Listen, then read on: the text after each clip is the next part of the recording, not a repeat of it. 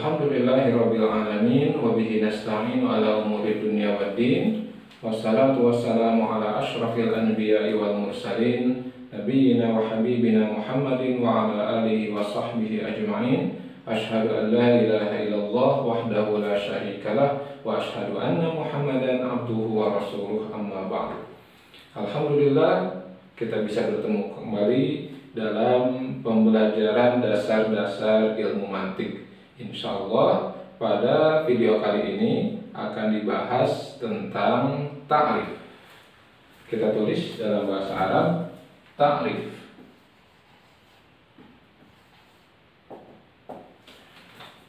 Ta'rif ini kalau dalam bahasa Indonesia diartikan dengan pengertian atau definisi.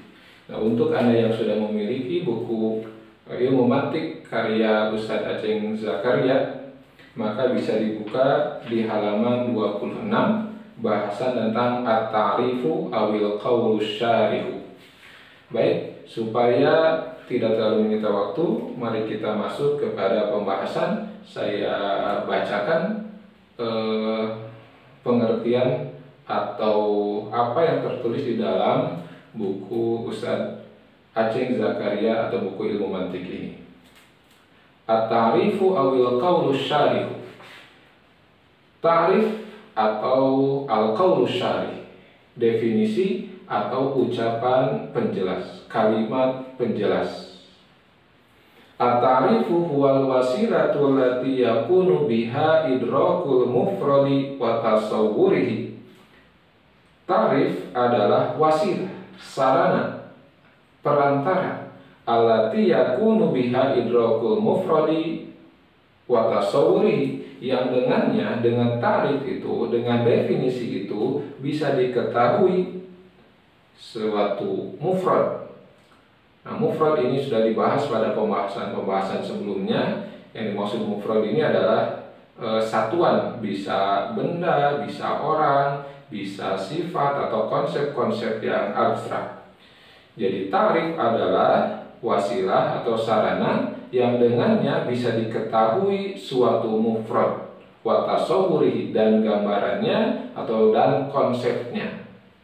Fabihi, maka dengannya, dengan ta'rif, dengan definisi, tu'rafu haqiqatu syai', akan diketahui hakikat sesuatu, wa tamayuzuhu an ghairihi, dan perbedaan sesuatu ini an ghairihi, dari yang lainnya, minal anwa'il mukhtalifatil lati tandariju tahta jinsin wahidin. Jadi dengan ta'rif ini akan diketahui hakikat sesuatu dan perbedaannya dengan sesuatu yang lain dari nauk-nauk atau spesies-spesies yang berbeda yang berada di bawah satu jinas atau dalam bahasa Latin di bawah satu genus.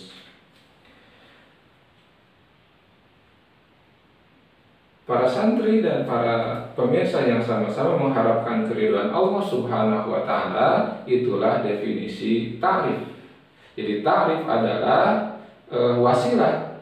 Wasilah di sini tentu maksudnya adalah penjelasan kata-kata atau uraian yang di sana dengan uraian itu, dengan kata-kata itu bisa kita ketahui suatu mufrad dan konsepnya, sehingga kita dapat mengenal lebih jauh hakikatnya. Bahkan kita bisa membedakan sesuatu mufrad ini dengan mufrad yang lain. Yang mana mufrad ini kalau dalam bahasa mantik disebut nauk-nauk atau spesies-spesies yang berada di bawah satu genus.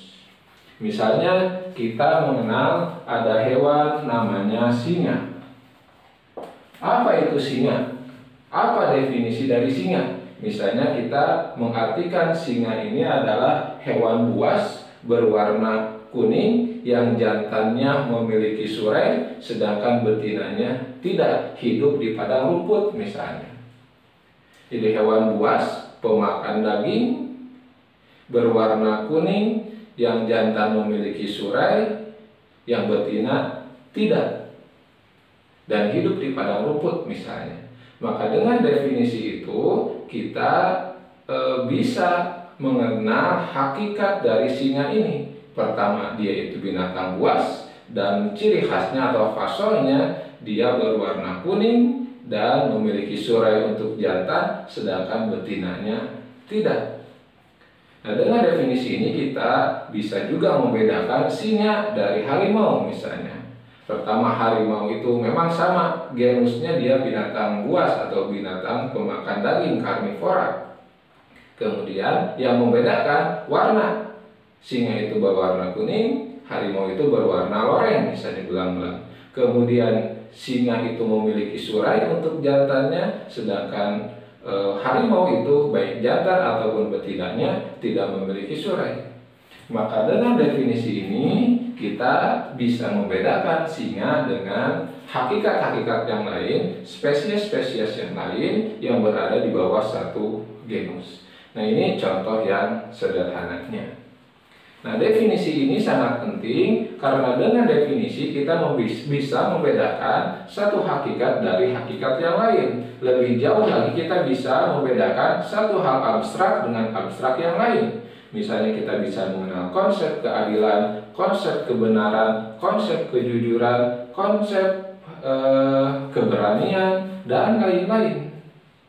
Bahkan dengan definisi ini kita bisa melakukan seperti apa yang dilakukan oleh para filosof dahulu ketika mereka menolak orang-orang yang disebut dengan kaum sofis, di mana kaum sofis ini adalah orang-orang yang menjual kata-kata, orang-orang yang dengan kemahiran berbicaranya bisa memutarbalikan fakta, yang mana kebenaran bisa menjadi sesuatu yang salah dan suatu kesalahan bisa dijadikan dan dianggap sebagai kebenaran. Nah, definisi ini sangat penting sehingga kita bisa memilih dan memilah sebagaimana tujuan belajar ilmu mantik, membedakan pemikiran yang benar dengan pemikiran yang salah. Itu tujuan atau manfaat lebih jauh dari mengetahui takrif. Lebih sederhananya misalnya dengan tarif ini kita pun akan nyambung kalau ngobrol. Misalnya kalau Anda sebagai orang Sunda misalnya ngobrol dengan orang Jawa, kemudian Anda berbicara bahwa Anda akan membeli gedang. Nah, gedang ini dalam bahasa Sunda dengan bahasa Jawa kan berbeda maknanya. Kalau dalam bahasa Sunda gedang itu papaya, kalau dalam bahasa Jawa gedang itu pisang. Maka dengan menetapkan dulu definisi yang sama, nanti akan jadi satu frekuensi, akan satu pemahaman bahwa yang akan dibeli adalah misalnya gedang dalam bahasa Sunda. Kan kalau tidak nyambung dulu bisa jadi ketika sudah dibeli pada uangnya patungan misalnya, ketika yang datang adalah pepaya, maka orang Jawa akan protes karena beda konsep, beda tarif, beda pemahaman tentang apa yang disebut dengan gedang. Nah, banyak kata-kata yang lain, konsep-konsep yang lain yang berbeda dalam satu budaya atau dalam satu kajian, tapi dengan menentukan definisi yang sama, maka suatu pembicaraan atau suatu diskusi akan menjadi nyambung. Alangkah banyak diskusi yang tidak berujung dengan baik akibat kesalahan atau tidak ditetapkannya definisi. Maka definisi ini adalah ciri ilmiahnya sesuatu pembicaraan. Maka Anda tidak akan aneh kalau dalam suatu penelitian ilmiah misalnya dalam pembahasannya selalu disebut terlebih dahulu definisi, baik itu definisi konsep yang akan dijelaskan, juga definisi operasional apa saja yang akan dilakukan dalam penelitian tersebut. Sebab definisi atau tarif akan menentukan bahwa yang Anda bicarakan, yang Anda teliti adalah A dan bukan B. Nah, itulah pentingnya definisi. Kemudian kita lanjutkan, Ustaz Aceh menyebut contoh kama'rifatina haqiqatas sholati. Seperti tahunya kita hakikat sholat, waz zakati zakat, was saumi saum, wal haji dan haji, wal farqi baina kullin minha dan perbedaan di antara tiap-tiap yang disebut tadi. Maka para santri dan hadirin pemirsa yang sama-sama mengharapkan keridhaan Allah Subhanahu wa taala, dengan mengetahui definisi, mengetahui tarif, kita bisa membedakan satu hal dengan hal yang lain. Seperti yang dicontohkan tadi, misalnya dengan tahu apa yang disebut sholat, kita bisa membedakan dari saum, dari haji, zakat, dan lain-lain. Sholat misalnya tarifnya adalah ibadah. Genusnya sholat itu adalah ibadah. Sholat adalah salah satu bentuk dari ibadah. As-sholatu, apa itu sholat? Sholat adalah ibadah. Muftatahatun atau qaulun wa aqwalun, qaulun wa af'alun, yang isinya ucapan-ucapan dan amalan-amalan perbuatan. Muftatahatun bit takbiri wa muftatahatun bit taslimi, yang dibuka, diawali dengan takbir dan ditutup dengan salam. Bisyurutin maksusah, dengan syarat-syarat tertentu. Nah, dengan definisi sholat ini kita bisa bedakan antara sholat, saum, zakat, haji, dan ibadah-ibadah yang lainnya yang berada di bawah satu genus, satu induk yang namanya ibadah. Baik, itu tarif dari definisi, dan pentingnya kita mempelajari pentingnya mengenal definisi. Untuk selanjutnya, aqsamu ta'rifi, pembagian atau macam-macam ta'rif. Wa yanqasimu ta'rifu ila arba'ati aqsamin. Ta'rif atau definisi terbagi kepada 4 macam, kepada 4 pembagian. Jadi ada 4 macam definisi. Yang pertama disebut dengan hadtam.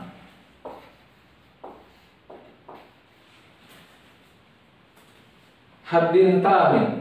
Wa yanqasimu ta'rifu ila arba'ati aqsamin. Awalan haddin tamin, hadtam, wa huwa ma yakunu bil jinsi wal faslil qaribaini. Wa huwa ma yakunu bil jinsi wal faslil qaribaini. Hadtam adalah definisi yang menggunakan jinas qarib dan fasol qarib. Jinas dan fasol yang dua-duanya qarib. Jadi saya tulis di sini sederhana saja, bil jinsi wal faslil qaribaini. Apa-apa yang menggunakan jinas qarib dan fasol qarib. Nah, tentang jinas dan fasol pembahasannya sudah dibahas di pembahasan sebelumnya. Contoh kata ta'rifil insani bi annahu hayawanun natikun, seperti tarif atau definisi manusia bahwa dia itu hayawanun natik. Jadi contohnya al-insan hayawanun natik, manusia adalah hewan yang berpikir. Manusia adalah hewan yang berpikir, maka di sini hewan adalah jinas qarib bagi manusia, dan natik atau berpikir adalah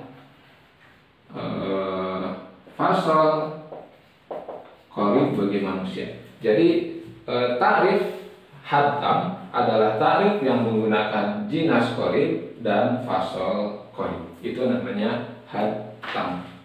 Kemudian yang kedua, haddin naqisin. Haddin naqisin, had naqis. Satu di sini, haddin naqisin. Apa itu had naqis? Wa huwa ma yakunu bil jinsil ba'idi wal faslil qaribi au bil faslil qaribi faqat. Had naqis adalah ta'rif yang menggunakan jinas ba'id dan fasol qarib. Jadi kalau hadtam jinas qarib dan fasol qarib, kalau had naqis jinasnya jinas ba'id, fasolnya fasol qarib. Yang menggunakan satu di sini bil jinsil ba'id wa faslil qarib, menggunakan jinas ba'id dan fasol qarib, au bil faslil qarib faqat. au bil faslil qaribi faqat. Jadi had naqis itu menggunakan jinas ba'in dan fasal qarib atau fasal qarib saja, tidak menyebut jinasnya. Sebagai contoh, kata arifil insani bi annahu jismun natikun au bi annahu natikun. Seperti takrif bahwa manusia itu adalah jismun natikun atau natikun saja. Manusia adalah jismun natikun. Jismun itu lebih atas dari hewan kan. Jismun itu makhluk jasmani atau dalam bahasa kita ya makhluk saja. Jadi manusia adalah makhluk yang berpikir. Kalau hatta, manusia adalah hewan yang berpikir. Ini makhluk yang berpikir.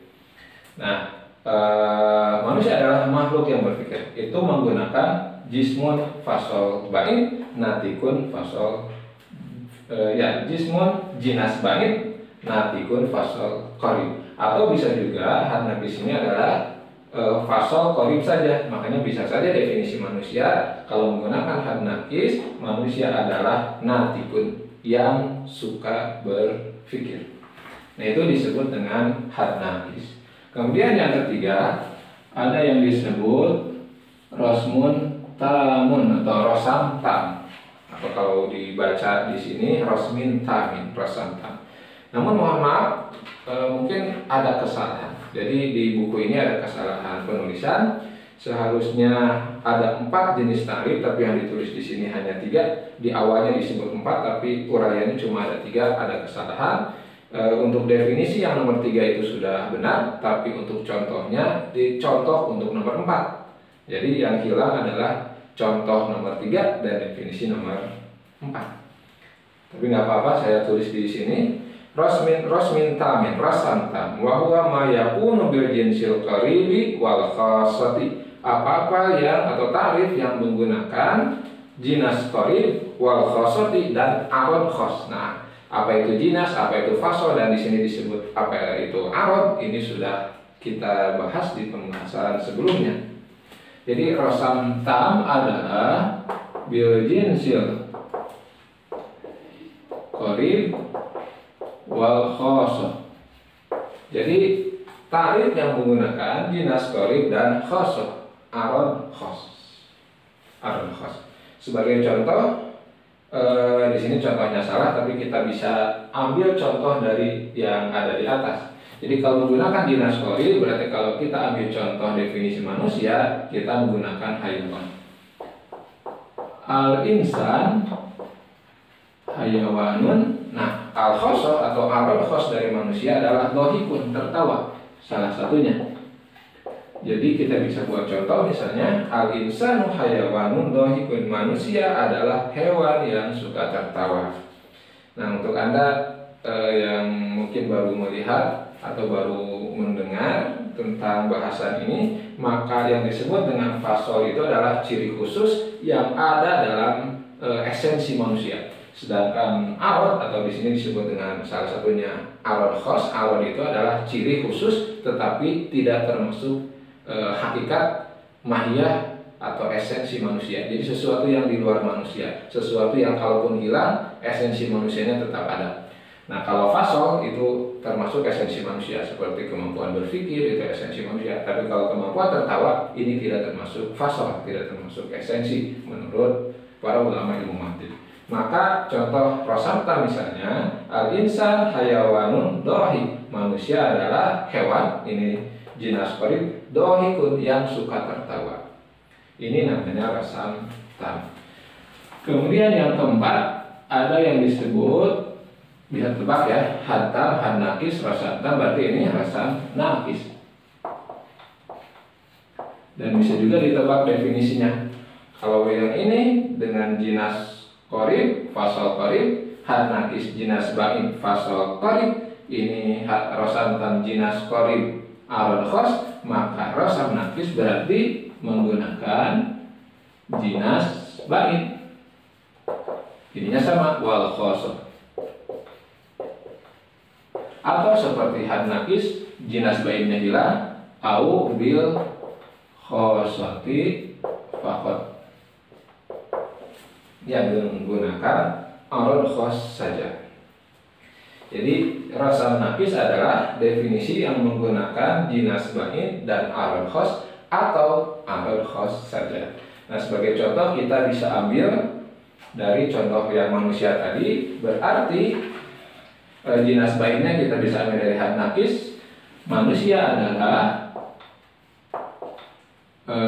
jismun, makhluk jasmani, dohikun, kita ambil dari ini, jismun dohikun. Manusia adalah makhluk yang suka tertawa, atau kalau menggunakan khosof saja, arad khoss saja, berarti contohnya ini dohikun. Al insanu dohikun. Manusia itu adalah yang suka tertawa. Nah, inilah 4 jenis takrif. Nah, tentu contoh-contoh yang disampaikan pada pembahasan ini contoh yang sangat sederhana, karena ini baru dasar-dasar ilmu mantik. Bisa jadi kalau Anda ingin mendefinisikan yang lebih luas, contoh-contoh definisi yang lebih kompleks, katanya itu bisa dibahas atau bisa Anda coba sendiri untuk membuat takrif. Selanjutnya, wa yu'addu minat ta'rif bil khassah. Nah, ini ada hal yang lain dan termasuk ta'rif bil khassah. Jadi selain ta'rif dengan jinas bain dan arad khoss ini, jadi ada jenis selanjutnya dari yang keempat, dari rosatam, dan dianggap ta'rif khassah itu ada 2. Ta'rif dengan khassah ini saya tulis di bawah saja sini. Ada yang disebut ta'rif bil misli dan ada yang disebut dengan ta'rif yang pertama ta'rif lafzi. At-ta'rif al-lafzi, ada at-ta'rif bil misli. Dan termasuk kepada ta'rif dengan khosoh itu adalah pertama ta'rif lafzi. Ta'rif lafzi huwa tabyinul lafzi bil lafzin awdahu minhu. Menjelaskan suatu lafaz atau menjelaskan suatu lafaz bil lafzin awdahu minhu, dengan lafaz lain yang lebih jelas.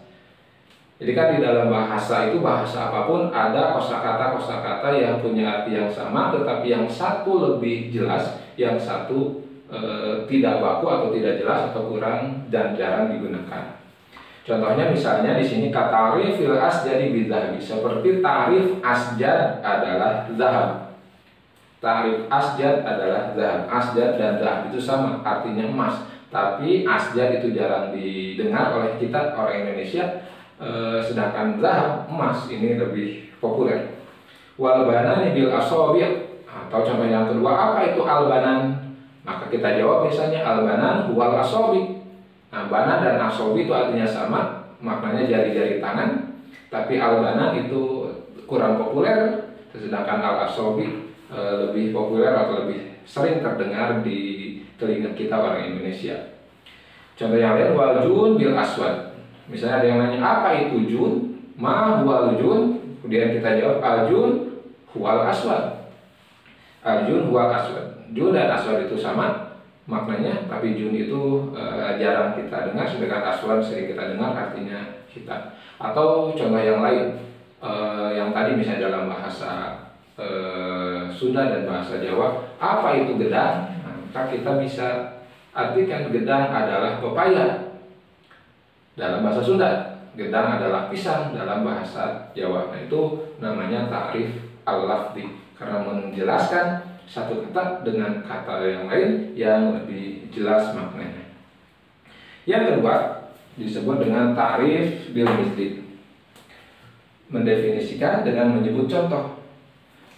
Di sini seperti contohnya kakaulika fi ta'rifil fa'il, seperti ucapan Anda tentang definisi fa'il. Misalnya ada yang bertanya, apa itu fa'il dalam bahasa Arab? Apa itu fa'il? Maka kita menjawab, misalnya al-fa'ilu mithlu Muhammad fi qaulika jaa Muhammad. Fa'il adalah Muhammad pada kata Ja'a Muhammad. Nah, ini namanya ta'rif bil misli. Ta'rif dengan memberi contoh. Kita mengatakan, misalnya ada yang bertanya, apa itu fa'il? Kemudian kita jawab, fa'il adalah kata Muhammad pada kalimat Muhammad datang. Ja'a Muhammad. Nah, itu namanya ta'rif bil misli.